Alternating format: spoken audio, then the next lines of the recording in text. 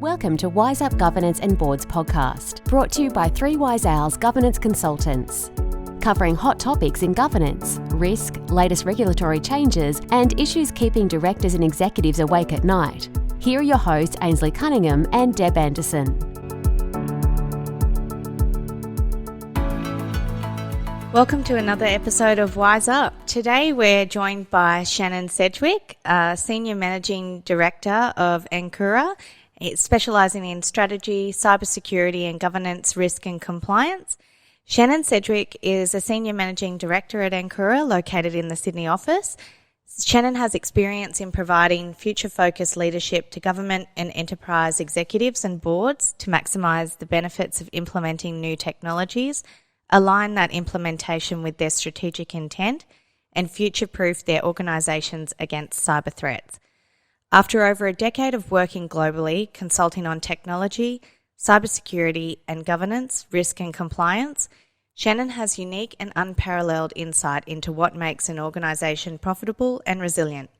Shannon has landed coverage in print and broadcast outlets around the world, including The Today Show, 7 News, Sky News, ITV, KBPS, ABC, 60 Minutes, 2GB and Sunday Night. His articles have been featured in the Asia Pacific Security Magazine, Australian Financial Review, The Australian, CSO, news.com.au and university journals. Shannon engages with executives in boards in both government and private industry and develops solutions to incorporate cyber risk into their overall business strategy.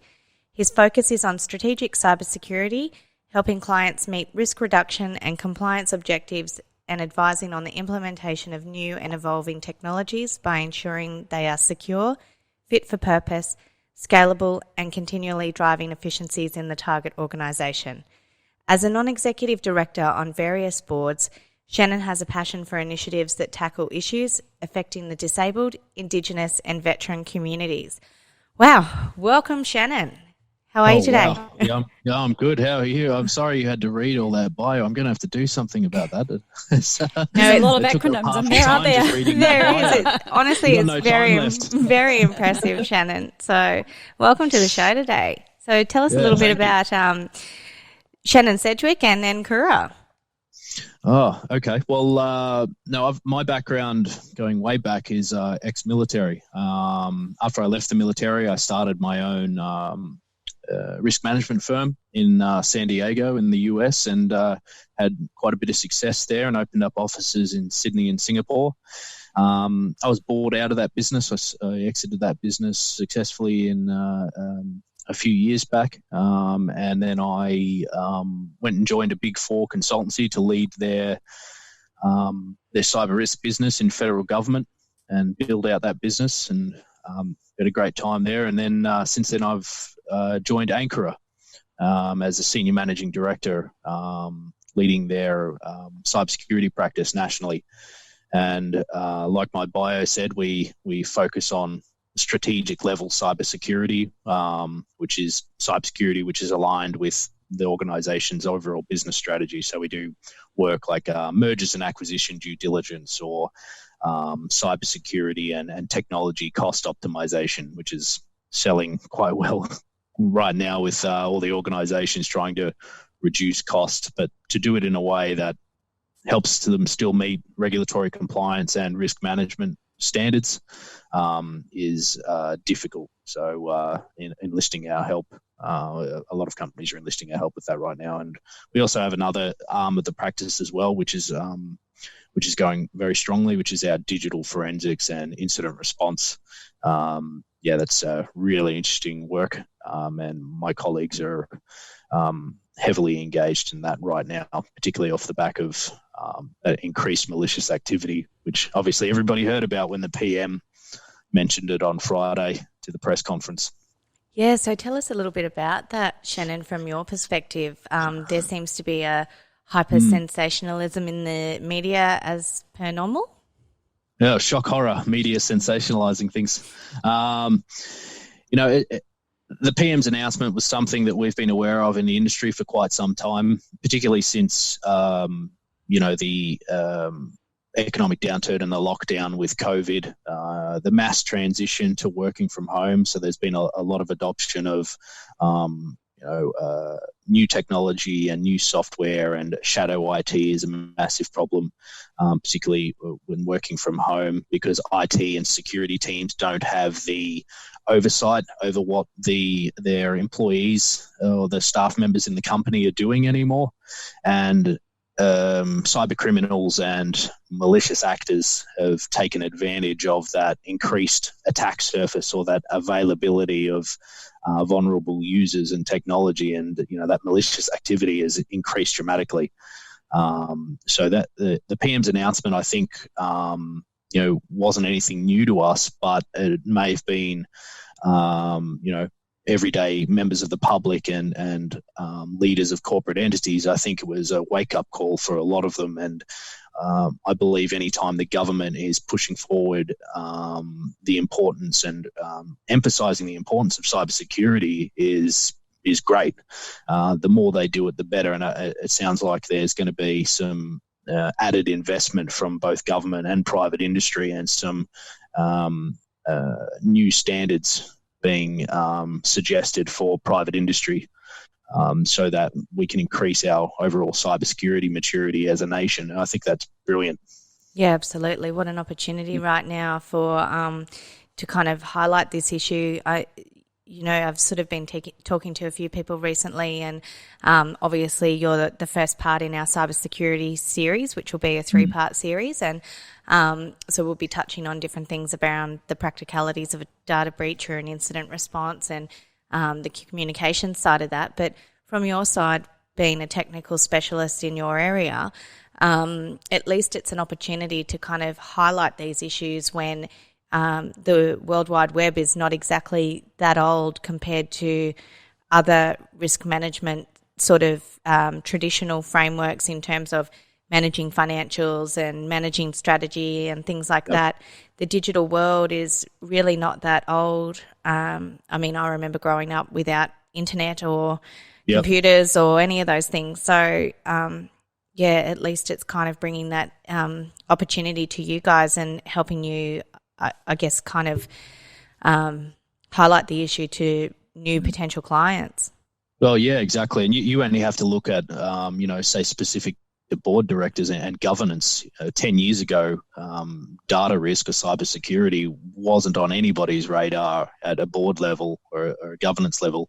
And you only had to look at, even going back a couple of years, board director vacancies. The role descriptions would be finance, accounting, legal frameworks, governance, very much geared towards the previous serving accountants and lawyers. Nowadays, they're looking for people with that technology experience and around technology transformation and data risk and cybersecurity risk. And more, as we communicate these issues, they're realizing it's not, cybersecurity used to be just delegated to the IT team. Oh, it's an IT issue. But they're realizing now it's a business-wide issue. It needs to be a strategy that's developed and driven down from the top, from the board and the executive level, to gain buy-in from the rest of the organization. And if the more that we can communicate that cybersecurity isn't just a cost, it's not a cost center to just bury away money and not see any return. If you conduct your cybersecurity efforts in a way that aligns with your business strategy, it's not just a cost. You can actually increase profitability and increase your resilience and increase actually customer trust and goodwill if you go about it the right way. And that's something that needs to be communicated to all businesses and government, is to see cybersecurity for what it is. It's no longer a want. It's a need. It's a must-have. Yeah, absolutely. I think in the Australian on the weekend, Shannon, there was an article and it said a lot of the attacks have been spear phishing and ransomware attacks. If you're a small business, what sort of mitigating factors can you put into place when you don't have big budgets? Yeah, sure. And that's a problem, isn't it? Is you've got to think about it in a way nobody can protect everything. There's banks in the US that have an actual limitless budget for cybersecurity. They spend hundreds of millions of it every year, and even they can't protect everything. So what hope does a cafe have, or a small physiotherapy business? And what it's about is identifying what operations and what data assets and systems are critical for the continued operation and the success of the business. You look at what IT systems underpin that, and then you apply the appropriate security controls to those systems. But a good place to start, as you said, spear phishing, which is typically down to human error, clicking on a link that they shouldn't, or opening an attachment or an email that they shouldn't because they didn't identify the warning signs in the structure of that email or the sender of that email. That's often the most attributable cause for data breaches or cyber incidents occurring successfully. So first steps to consider as a small business would be cost-effective options. So multi-factor authentication. Often that doesn't cost anything to switch on. You can do it on your on Facebook, on Instagram, on dating apps. Multi-factor authentication is the functionality is in most newer software and applications. Then patching, making sure that your software and your operating system is up to date. And then user training and awareness. You can get staff training user training and awareness for $40 a year per person. It's incredibly cheap these days, or even for free. And then also daily backups. It doesn't cost you anything to back up your information each day. You might have to pay a little bit more to, say, iCloud or G Drive to be able to Google Drive to be able to store a bit more data, but in the end, it's worth it. And all of those options, you can get them almost for free or for very low investment, and it will protect you from the majority of the cyber risks that you'll face. So to say that there's not enough budget for SMEs to be able to protect themselves adequately, I think is not a valid excuse. Yeah, absolutely. So in terms of actually sort of going through a cybersecurity incident or a data breach, what are the first sort of things that you think a business needs to do to respond? Do they call somebody with your expertise to come out and do sort of a third-party review, or how does it work? Well, when an incident occurs, the first thing that a provider should do is obviously have access to the contact details of, say, a company like ours, or and also the relevant government agencies. So contacting the Australian Cybersecurity Centre immediately, because they can often provide immediate response and assistance without having to pay for it, particularly those with a very low budget. The ACSC has some great assets there that they can provide help to smaller SMEs. What usually comes next is in the incident response procedures. Usually you'd hope that a business has an IRP or an incident response plan, and they'll be able to follow those steps. When there's not an IRP, this is when it makes it very difficult, and the time to respond and the time to both recover get drawn out, and it costs them more every day that the business operations are down. Hopefully the attack wasn't ransomware, where they've turned your entire data sets and your computers into unusable bricks. But more and more, this is a favourable attack by malicious actors, and you see ransomware being used quite heavily. You only have to look at the Toll cyber attack to see the damage that it can cause, and unfortunately they got hit twice, which is really terrible for them. But the initial response is about minimising the damage done to the business by segmenting that particular part of the network or the systems that have been affected. And in some cases, you'll have to transition to manual work processes to be able to keep your operations going.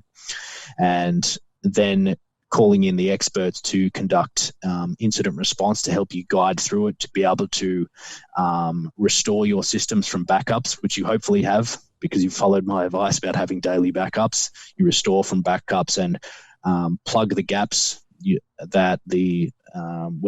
plug that vulnerability where the attack originally originated. and then set about recovering and getting back to BAU. And then after that comes digital forensics, where you look at the attack that happened, who was the user who, say, clicked on the link or opened up the email attachment, where did that email come from, seeking to attribute that attack to a certain malicious actor or who did it, which is extremely difficult, but it's about looking at what they gained access to and how to prevent that data that was accessed being let out into the wild, so to speak. Additionally, what's incredibly important is during that time is communication with your stakeholders and communication with the data owners, which is, if you hold the personal identifiable information of both your employees or, say, your customers, you need to inform them immediately that you've suffered a data breach and that their data may have been accessed or compromised, and this is what you're doing to fix it. Delaying those type of announcements only causes additional reputational damage, and oftentimes that reputational damage, if handled poorly, can far exceed any type of financial damage or operational downtime damage that can occur due to that data breach. You only have to look at You see that over and over, don't you? Yeah.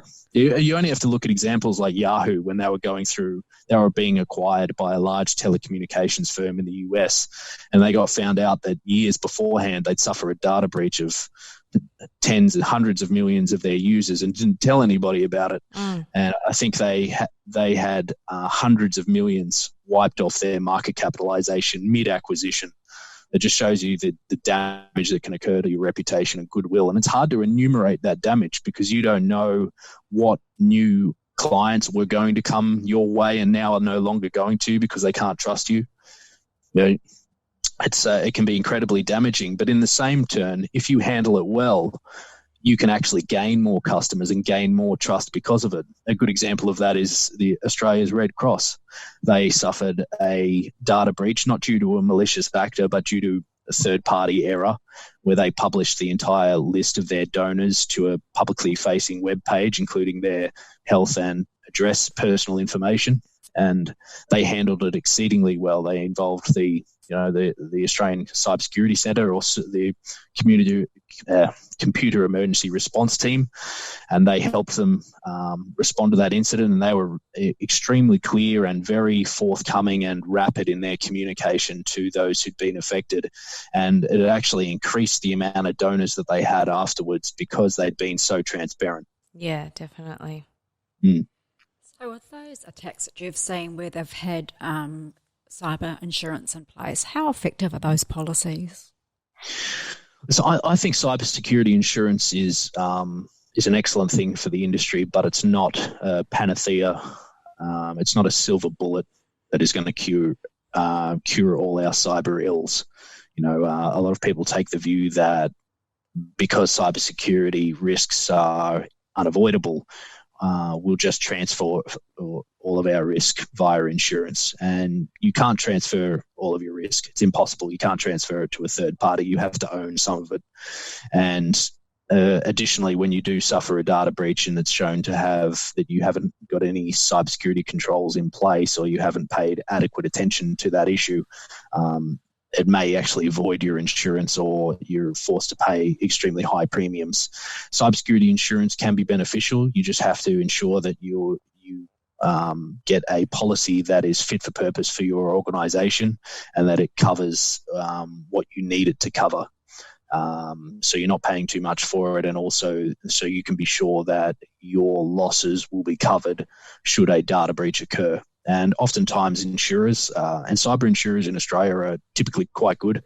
They have partnerships with organisations such as ours to come in the event of an incident on their behalf and actually conduct that digital forensics and incident response services. And that's part of the work we do.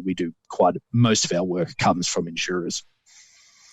So with, say, an e-commerce site, for instance, Shannon, where there are additional requirements for PCI DSS compliance with the banks, etc., around collection of credit card information and encryption of that information and de-identifying.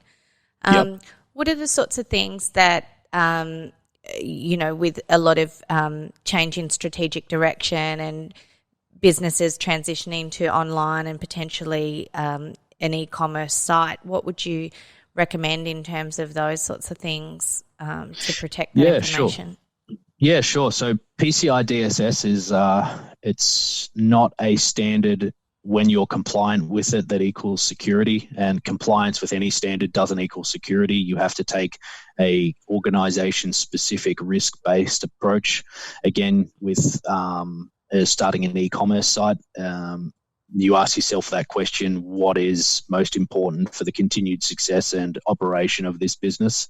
Well, it would be the protection of that financial data that you store, those credit card details of your customers, and also the continued operation of that web page and its functionality. So it'd be about having to stop password injection attacks, having as simple as the capture tools that you type in your password, or you type in information into a form and it asks you to say click on all the pictures that have a car inside it, or Traffic what's light. 2 + 3, and then you answer it. These are questions that a bot or malicious software couldn't actually answer. So it helps provide that additional layer of security. Additionally, having bare basics such as a site security certificate.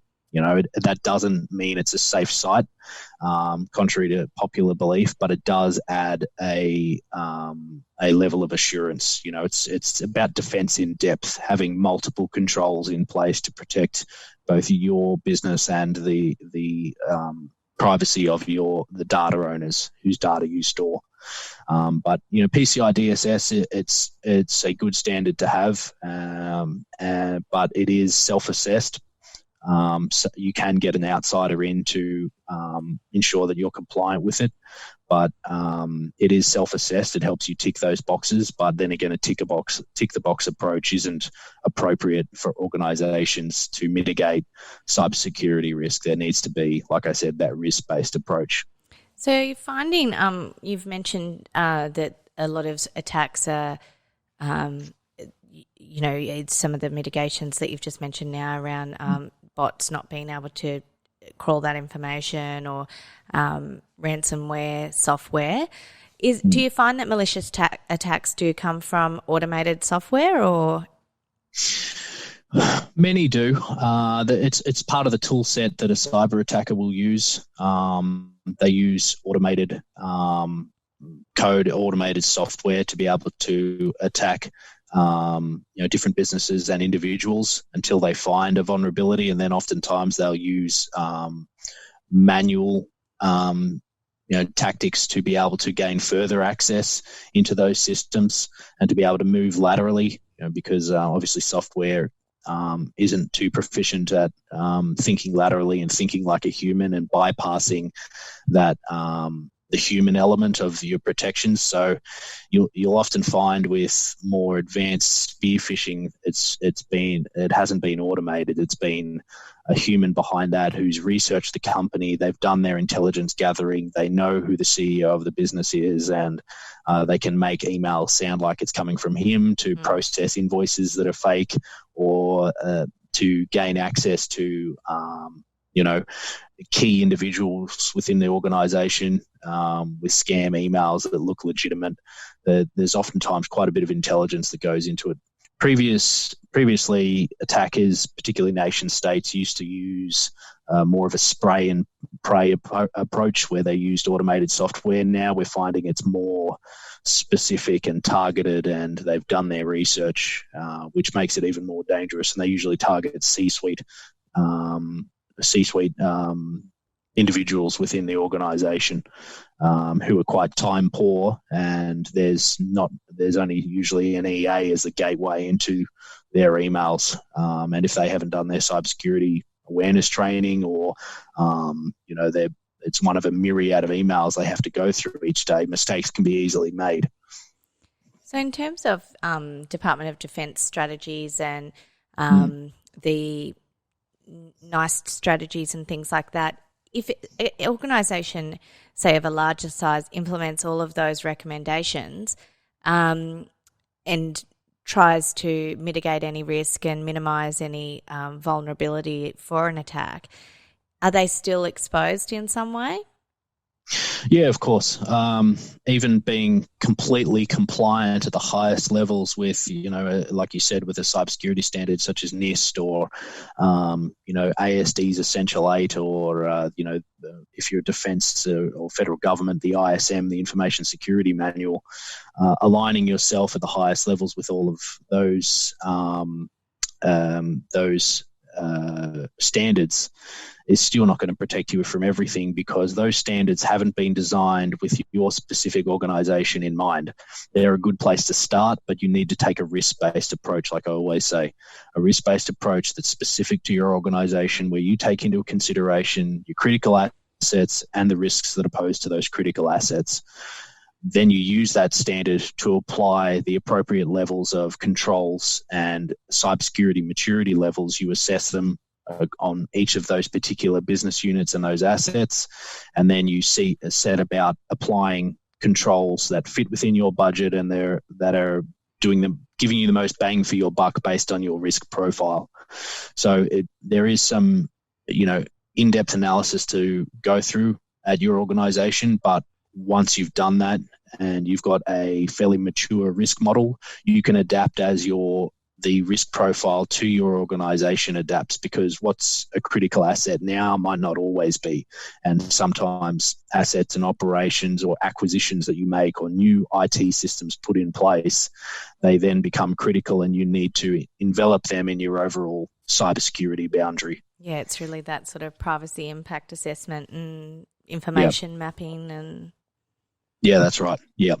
And working hand in hand with, your security team, your IT team, data governance, ensuring that you're meeting your regulatory compliance requirements for heavily regulated industries like finance and government. It's, there's a lot of hoops to jump through, but it's a continual effort. You can't just do it once and then expect to be secure. It's daily efforts.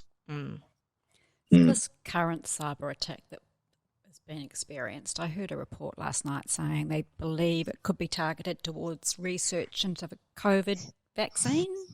Thoughts on that? Oh, well, that'd be interesting. Well, certain nation states have always had a proclivity for stealing IP of other countries in order to further their own aims as a nation. So it would not surprise me at all that a malicious actor has targeted IP, but particularly around COVID, we saw a huge increase in malicious actors using COVID-themed emails and malicious web pages that appeared to be giving COVID-related information to the masses. And with the public's thirst for knowledge regarding anything around COVID or lockdowns or people getting sick, I dare say quite a great many people fell for those scams. So, that wouldn't surprise me at all. Yeah, I think as you mentioned before, it's people working from home that don't have the systems that have probably been a bit vulnerable as well. Yeah, that's right. Yeah, and people that there's some people you've got to remember that have never worked from home. They often came to the office and they had a set PC that they didn't take home. It was just in the office, and then they've probably been forced to use their own device, or they've been given a new laptop from their employer, and they've had to go home and download all of the software that was necessary for them to conduct their work, and they found it was difficult, so they'll download an application or a piece of software here to make their roles easier, and the IT team or the security team have no way of controlling what they've downloaded in some cases. So it makes it very difficult for the security teams to keep an eye on everybody with that mass transition to working from home. And everybody that got locked down, which was most people, understood the stresses of being locked down, especially if they have a family and kids running around, and you're trying to keep an eye on cybersecurity and make sure you're not going to click on the wrong emails and there's kids screaming and asking for things, and and you're trying to sit on the kitchen table. I had friends using ironing boards as their desks in the middle of their lounge room while babysitting. It was you can understand why mistakes would be made. Yeah, challenging times indeed. Yeah. So, do you have any recommendations for people working from home that they should be taking precautionary measures, or any sort of recommendations for their IT or security teams to help protect those employees and the vulnerability of the organisation? Yeah, sure. Just constant communication about the risks that they're facing and maintaining vigilance of emails and having multi-factor authentication set up across your devices and your apps, and ensuring that you know who the sender is of each of the emails, and it's an email that you're expecting, and you can right click on the sender to check that the email address actually matches the name, and IT teams and security teams encouraging people to refresh their user security awareness training is really important. And I think it's important as well for IT and security teams, particularly in larger businesses, is when they're implementing cybersecurity controls. A mistake that is often made is they'll implement cybersecurity controls or technical controls without any conversation or communication with the proposed end user. And what it'll do is it'll create friction in their workflows. And like all human behavior, what do we do when we experience friction? We look for a way to circumvent it. You only have to look at a right angle of a footpath, but there's a clear grass area that you can walk through that'll make your path faster. There's going to be a worn dirt track straight through the middle of that grass instead of walking around the concrete path. That's just human behavior. The same thing happens with technology and in cybersecurity, but circumvention of cybersecurity controls, obviously, that leads to data breaches. So it's very important that cybersecurity and IT professionals work with the end users and the staff within their company to come up with cybersecurity controls that don't make their job harder and create friction in their workflows. That's really important. So have you seen any statistics about an increase in cyber attacks? Yes, and particularly since the coronavirus lockdown, there's been a huge increase even in the adoption of web pages that have corona-related names. There's been, I think at one point there was about 10,000 new web pages a day. And I think that rate is still sitting at around 3,000 or 4,000 even now. And that's been the entire lockdown, so the past 2 or 3 months now. So it's a staggering amount of increase in malicious activity, and there's readily available statistics, and I don't have them in front of me, but it's been a dramatic increase. And like I said, that's from a combination of things that increased working from home. The attack surface getting larger because of that, people having lax awareness of cybersecurity risks working from home and being distracted, and that thirst for knowledge, and cyber criminals always take advantage of distressing times. They even during Australia's bushfires, malicious activity increased, and there was scammers trying to tap into generous individuals donating to bushfire reliefs. They were setting up, scam fundraising efforts, and whenever you see a disaster, almost always there's a corresponding increase in the malicious activity. It's of no surprise to anybody that they're not good people. No, definitely not.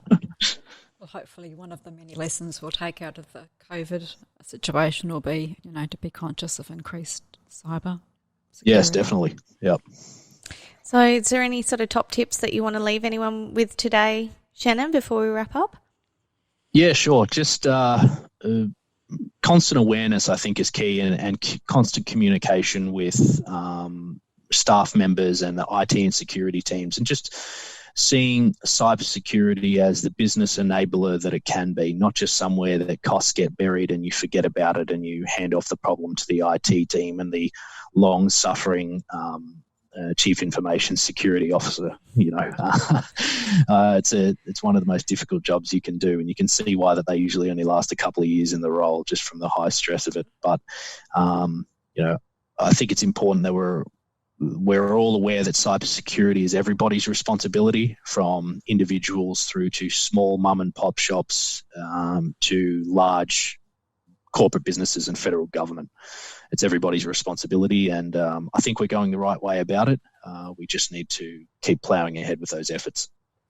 Absolutely. Well, thank you very much for your time today, Shannon, and Thank you to all of our listeners who've joined in, and join us for another episode of Wise Up, and tune in for the next part of the cybersecurity series. Thanks, Shannon.